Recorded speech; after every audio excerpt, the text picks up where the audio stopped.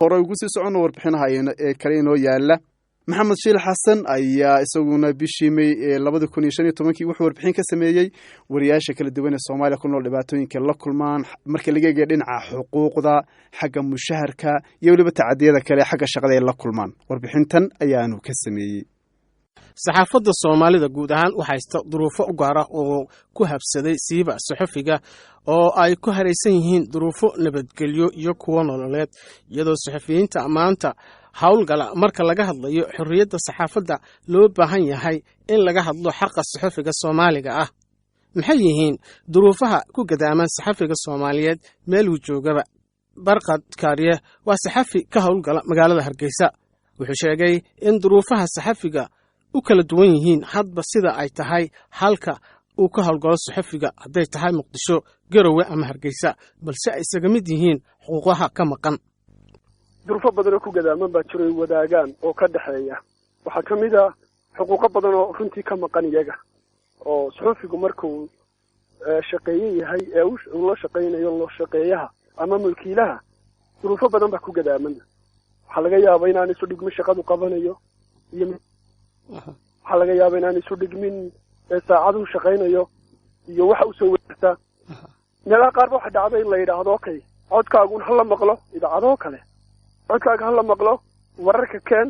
ee magac ku dalo ma fiicad qaadan lahayd lacagta qaadan lahayd saxaafadda Soomaalida ee madaxa bannaan waxay la dhalatay xilli duruufo shaqo la'aan ku badan tahay dalka iyo inta badan loo furay dano gaar ah iyo dhaqaale in laga helo waxa saxaafaddani inkastoo ay soo kordhisay hanaan ku cusub dalka oo ka madax bannaan saxaafaddii dawladdu gacanta ku haysay haddana waxaa jira dhibaato hor leh oo ah in inta badan ay meesha ka baxday xuquuqdii saxafiga sida uu sheegay Maxamed Cabdiwahaab oo ah madaxa idaacadda madaxa bannaan ee Risaale ee ku taala magaalada Muqdisho saxaafadda Soomaaliya ka jirta badankooda waxay u badan tahay saxaafad loo sameeyo dana gaara shaqaalaha ka shaqeeya ama wariyaasha ka shaqeeyana aysan helaynin xuquuqda saxda ah oo ay lahaayeen halkii kala saxaafadda Soomaaliya ka shaqeeya ka jirta wariyaasha ka shaqeeya boqolkiiba 90 waxay u badan yihiin kuwa aan wax macno la qaadan ama qaadanba waxa laga yaabaa in la helo qaar aan wax ay qaataan aysan jirin in qofka saxafiga ah aanu helin xuquuqdii uu lahaa taas oo ku timaada in aan milkiilaha idaacadda uu ka shaqeeyo aanu la gelin wax heshiis ah oo shaqo waxay keentaa in qofku uu ku shaqeeyo habka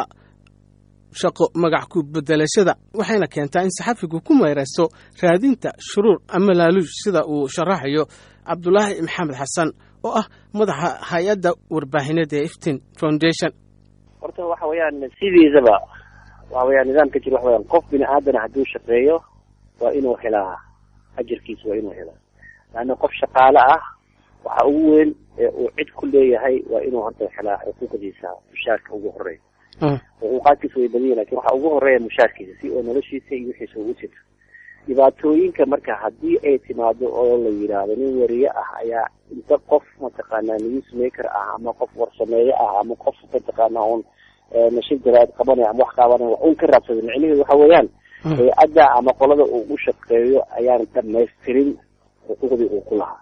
marka taas ayaa keenaysa saxafiga inuu mataqaanaa ama wax kala raadiyo ama waxa aan idhaahno sharuurka ama waxa lamidka ah inuu raadiyo waxaa keenaya inaan uusan ka heleynin hay-addii warbaahineed ee u shaqaynayay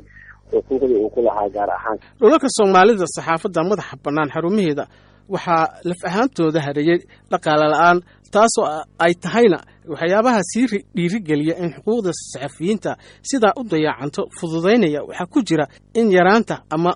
ku dhaqmid la'aanta shuruucda shaqaale ayana dalka ku gadaaman tahay iyo iyada oo la yaraysto culayska ay leedahay arrinta iyo dhibaatooyinka ka dhalan kara haddii aan lagu dhaqmin shuruucda shaqaalaha sida uu mar kale ka hadlayo Cabdullaahi Maxamed Xasan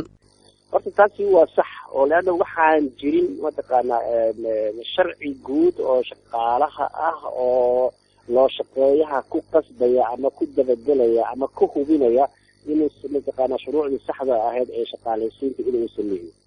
Barqad Kaariye wuxuu qabaa in xuquuqda saxafiga muhiim u tahay in la helo saxaafad xor ah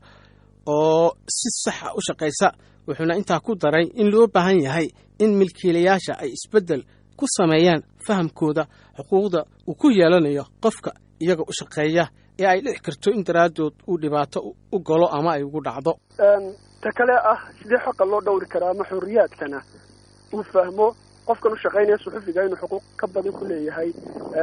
xuquuqdiisana uu leeyahay ama inuu siiyo isagoon u meeldayeynin dhaqaalo ma hayno ee magac ku bedelo. magacu si ku imaadaba uu iska imanaya laakiin waxaa ka qurux badan qofku si uu magacii u dhowro isagu inuu manfac wanaagsan helo oo qofka wargeed ka shaqeeya ama hay-ad warbaahineed ka shaqeeya intii uu qaba ama shuruud ama wixii qofka lagu yidhaahdo loo bixiyey lacag doonan lahaa isagoo uu ku yariyey mushaharku ka fikir ninka milkiilaha inaad lacag ku filan siiso dabadu magacii dhowro institution. waa hagaag maxamed shiil aad iyo aad baad u mahadsan tahay. waxaynu maraynaa warbixin